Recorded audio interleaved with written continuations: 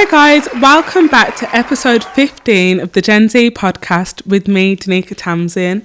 Wow, today it really is just me, Denika Tamsin. I have no guests today. It's a little bit of a different setup, but I just want everybody to get used to this because I need to get more confident speaking on my own and, you know, having the camera all on me. No, that sounds really bad. So let's just get right into it. The first topic I did want to speak about today is what everybody's been talking about, how Drake apparently stole somebody's missus from them. Yes, you heard that right. Drake invited a woman over to Canada, over to the Six with her fiance. She went and he left without a fiance. She cheated on him. Now, the man came out, he's wrote big paragraphs on Instagram talking about how embarrassed he is and how, Drake ruined his life. You know what though? I've heard a lot of people talk about this topic. I've heard a lot of people talk about it, and I've heard people blame Drake. I've heard people blame the husband. I've heard people blame the girl. Now, like how I always say men be menning? Men really be menning. We have to sort of understand what people do. Have you never heard the song Marvin's Room?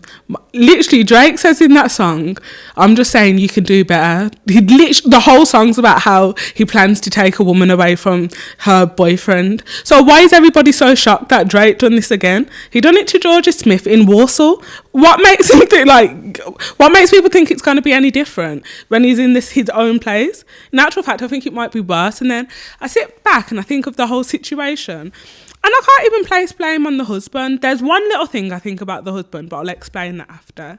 But with the girl, I really started to think, do you know what? She was just starstruck. It was a moment of weakness, but it was wrong.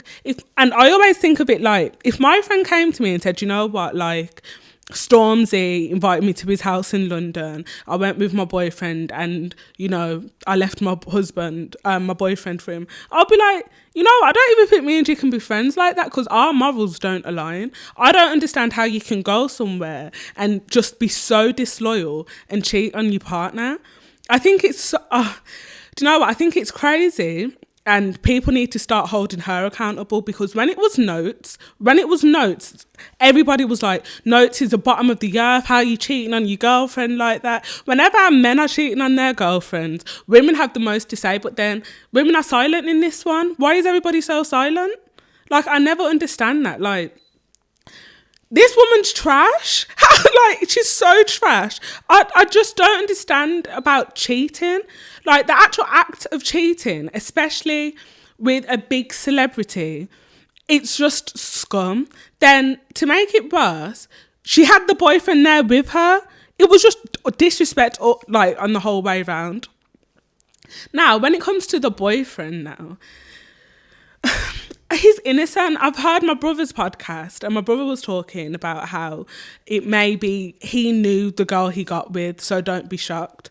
Now, if you've been with somebody for 8 years, how can you guarantee that she's like that? She's been loyal for 8 years. This girl hasn't just gained looks this past year. She seems like she's been pretty all her life. She's had body all her life. And even if it's been for the past 5 years, she's been able to stay loyal. Drake ain't the first money man that's probably tried to come around her. These girls on Instagram, she's probably got billionaires in her DMs, millionaires in her DMs. So she's been able to say no to them. So I think Drake might have been a bit of a separate case. I don't think it shows her complete personality, like, oh, she's only with him for the money or she was just waiting to level up. No, I do think it was a moment of weakness, but the husband was just done bad. Now, another thing that I've been a bit questionable on is why do we need to know these people's business? What is with this generation and just airing out their dirty laundry? I don't need to know that your girl cheated on you with Drake. Now I'm in a club dancing, can't even look at you when little one dance comes on because I know it's awkward. You're making it awkward for everybody. We don't need to know that. I didn't know that I didn't need to know that Drake cheated on your wife. No, I don't know what I'm talking about. I did not need to know that your wife left you for Drake. When you came back to wherever you're from, you could have just said, you know what, we had differences. Tell your personal friends. Not the whole world needs to know. me, like everybody, sit down, and when you're thinking, think of the most embarrassing moment that's happened to you. The most embarrassing moment that might have happened on a date, with a man, with your friend. Imagine now writing a whole think piece on Instagram saying what's happened to you. Like, people's going to just look at you away. Like, even though he might be a lovely fella, he might be great, I'm going to be like, rah, that's the man whose girl left him for Drake. It's a bit sad, like that Floyd Mayweather girl. I bet you a lot of people around him, all they're knowing for is that his girl left him for Floyd. Like, don't you want more respect than that? But just like talking about people airing out their dirty laundry, yeah. A girl went on Instagram the other day, and I wanted to bring this up because Instagram's been hard recently. It's just so sad. And I really laughed at this. So a girl from Manchester wrote a thread on Twitter, and basically she was talking about how she went on a date with a man from London. Now, on this date, no, it wasn't a date, it was a weekend. So they agreed to meet in Birmingham, and they had a weekend from hell, as she described it. I'm not going to read out the whole thread, but if I've got pictures, I'll put it up. And she basically describes the weekend as awful. He smoked her weed. He used her femme fresh. She said that he said that they're going out, but they literally stayed in the hotel room. He didn't change clothes for 3 days. He made her pay for all of the food. He said that his Just Eats card was blocked. Basically, she just was taken for idiot. Now, she's went on Instagram or Twitter, and she's like, this is what happened, and I lowered my standard for this man. Now, why do we need to know that? Not gonna lie, I was entertained. I was thoroughly entertained. But I don't understand why we need to know that. And second, if you lowered your standards for this man, and this is one of the lows moment, you're thinking you're airing him out, but you're not stating his name. I don't get why people do that. If you really want to air out a rapper, state his name and shame. I want to know who he is. And I know everybody else wants to know who he is. Like, this rapper, like, really just had a great weekend, yeah, but you had an awful weekend, but he still left one up because not even his friends know it's him. Nobody knows it's him. It could be Tion Rain for all we know. But you know what? If she likes it, I love it because, as I said, I was thoroughly entertained. And if you have not heard the story, I recommend everybody listen to the story. Now, I just wanted to have a little chat about cheating altogether. I don't understand it at all. If you're going to cheat on your partner, especially how this girl cheated on Drake, this is one night. Drake ain't going to marry her. Drake's not going to wife you. That's literally 1 in a million to Drake, but you're 1 in 1 to that man. So why would you want to put your partner of 8 years through that? Like, why would you want to put him through that embarrassment? And now he's going to look at girls like, all girls like the bad. I'm telling you, a lot of women are ruining the dating pool for other women, because if Drake knew, no, this guy now, he's going to go on and treat women like trash because he's going to think women only care about money men. Wow, that's such a small percentage of women. It's so jarring, like, yeah. But let's swiftly move off that topic, because I do want to talk about cheating. And if any men, I want to talk about cheating with men as well. If any men want to have a conversation with me about cheating, explain the psychology of it, I would love to know, genuinely. Now, next I want to talk about the mayor elections. So I know it's too late. I wish I would have said to you like last week, make sure everybody goes to vote for the mayor and your police crime commissioner. But I didn't. In London, well, I definitely voted. I want to say that. I definitely did. But in London, they had a range of mayors, and specifically, they had a man called, I want to get his name correct, Niko Omilana. Now, on Instagram, let me explain what's happened. Niko Omilana is a comedian and a YouTuber. He's a prankster. He's known for doing idiotic stuff. Now, he's ran for mayor, and somehow, some way, his name ended up on that ballot. He really ran for mayor. He paid the $3,000 or how much money you have to pay to run for mayor. Now, all over social media yesterday, I seen a lot of people actually ticking this man. And it's insulting. Like, I see a lot of people laughing, thinking it's funny and that it's jokes. But it's not. Politics isn't a joke. Like, it's not funny. When we as black people ask to be taken seriously, Now, if there's the young black boy who's representing my age demographic, who's running for mayor, he's a prankster. How are we going to ask this country to take us seriously if our candidates are complete foolishness? It's foolishness, and it's shining the limelight out of people who actually want to do good for our community. He's literally a prankster, and people's throwing out their throats, wasting their votes. Now, I looked on the Instagram, I was thinking at least one person will be thinking how I think. I was like, somebody must have sense, because this isn't funny. I couldn't see it. All under Shade Room comments, I'm just bait comments. Everybody's like, yeah, for the vibes, all of this. What kind of... even talking about it bothers me, because I know how much real politicians fight just to even get like a proper campaign going. And this guy has just made a mockery out of it. And even though I'm not the biggest politics person, I understand that it's something that black people need to care about. We want to make change in our communities. We want somebody up there that represents us. Now, if we just take it for a joke, we're going to be missing our chances. White people will just see a young black man and think he's taking the piss. Like, let's be honest, that's what people's going to start thinking. It's not funny, and I don't see the joke. And all these influencers, like, being like, yeah, make sure you vote for Niko. For what? What will he do? What if he actually messes around and gets that seat? What then? It just baffles me. And from my understanding, there's two choices. You have choice 1 and choice 2. So it's very unlikely that he will get in. But I think us like taking serious stuff for joke, it's gonna only be to our detriment in the future, for sure. Like, for sure. But yeah. Another little topic I did want to talk about, and I've been wanting to talk about this since I've started my podcast. Now, we're around the May month. I know a lot of uni students are going off to uni and they're getting their accommodation and you're getting excited. Now, all I want to say is everybody who knows what uni they're going to, e.g. if you've got like a firm choice and stuff like that, do your accommodation from now. Sort out your accommodation, and I'm going to tell you why. So it all started on a windy day. No, it didn't. Now, I always knew that I was going to go to Nottingham Trent Uni. I knew it for a fact. I knew I was going to go to Nottingham Trent. And I just kept on pushing back booking my accommodation. I kept on pushing it back. Like, I just didn't really take it seriously, because I thought, what if I might choose not to go to uni, or I don't want to put money somewhere which I'm not 100%. I was 99% sure, but I wasn't 100%. So I left it. So in August or around June, when do you get your results? Sorry, you get your results around July, I believe. And I got my results. I was like, oh, okay, I'm definitely going to this uni.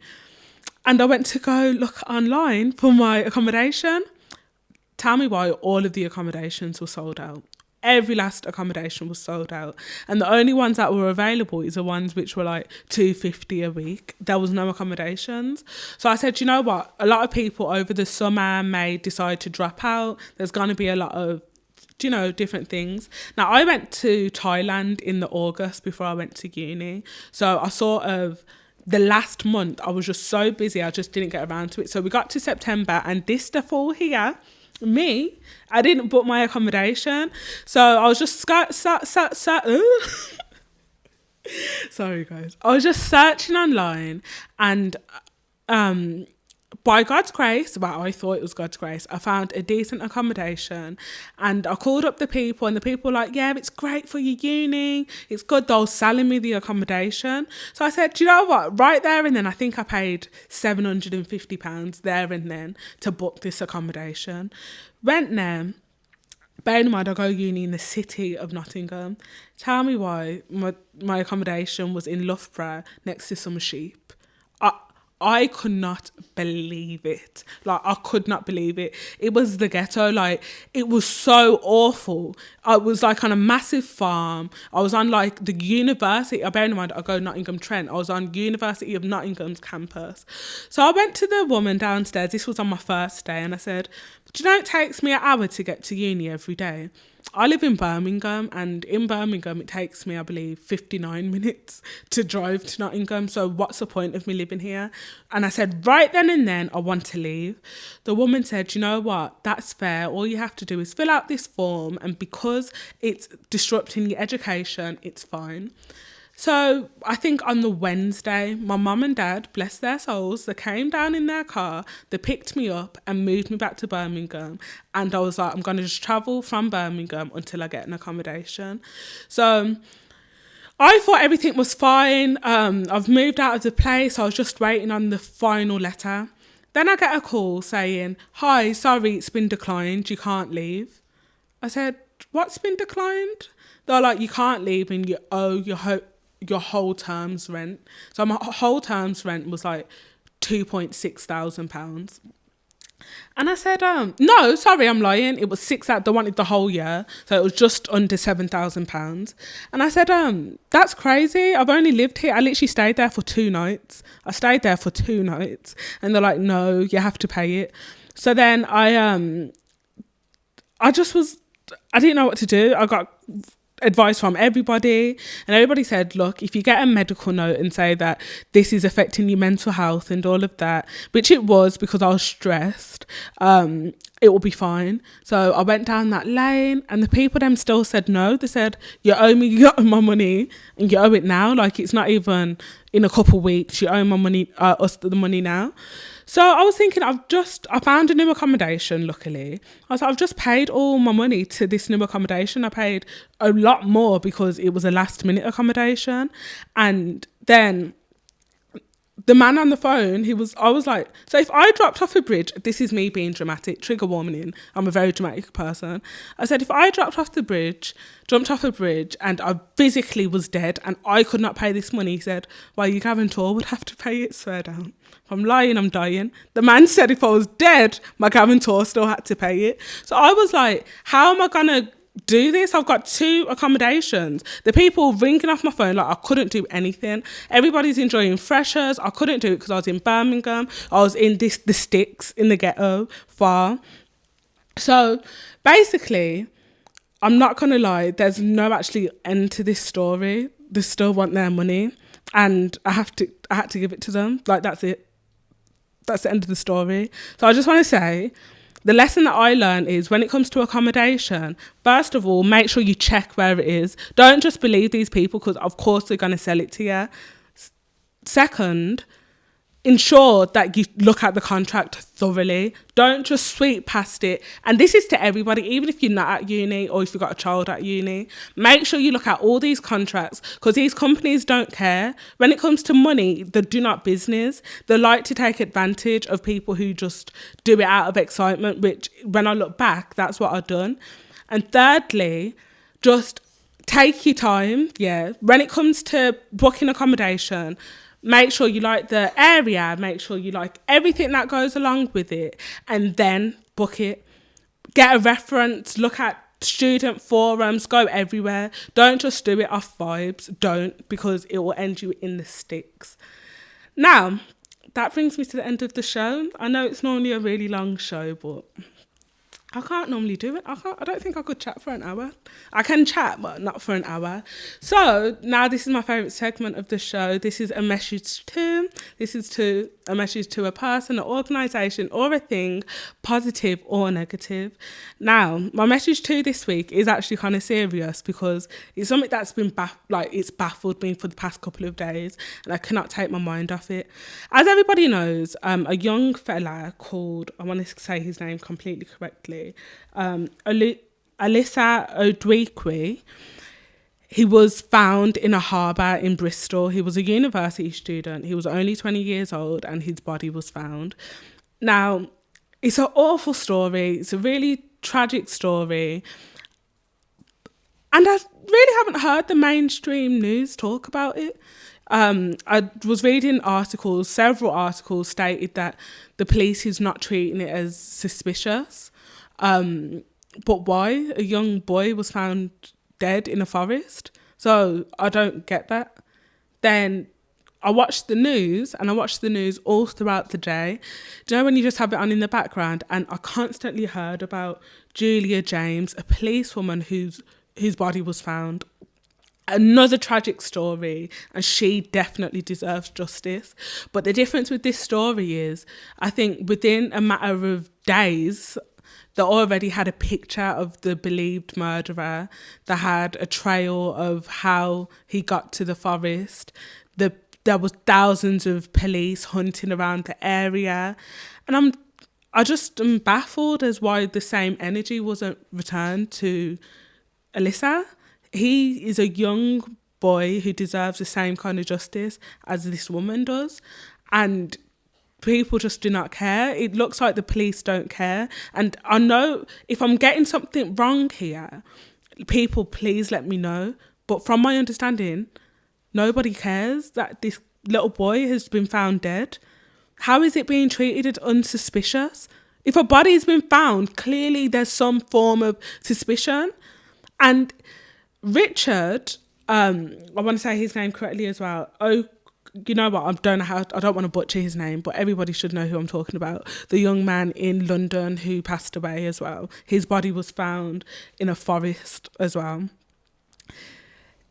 Doesn't his mom deserve like a peace of mind as well? Like, it's been weeks, even I don't want to say months, but it's been a long time, and there's not been any form of revelation found, no evidence, no nothing from. And I've just scoured the internet, and I can see that there's nothing been found on this case. But when it was Sarah Everard, another thing as well, within a matter of days, the person who killed her, how it happened, where it happened, everything was uncovered. And when it's black people, it's just not the same thing. When it's a white woman, justice instantly. In a matter of days, it's justice. But when it's a black person, it's quiet. Another story, Blessing Olusegun. Her body was found on a beach. This was last year, and it's being treated unsuspicious. Why don't black people dying mean nothing to police? Like, it doesn't mean nothing. It don't deserve investigation. Just how much Sarah Everard deserved justice, so does Blessing. I'm going to say their first names. As I said, I don't want to butcher nobody's name. So does Blessing, so does Alyssa, and so does Richard. Period. Everybody deserves justice. But yeah, that is my message too. Now, guys, can everybody please stay subscribing? Please stay subscribing, stay commenting, and yeah, that'll be very appreciated. You know, it's the same as always. Follow me on all my social medias at Denika Tamsin. Follow my podcast at the GenZ Podcast _ and follow my website www.denikatamsin.com for everything that is produced by me.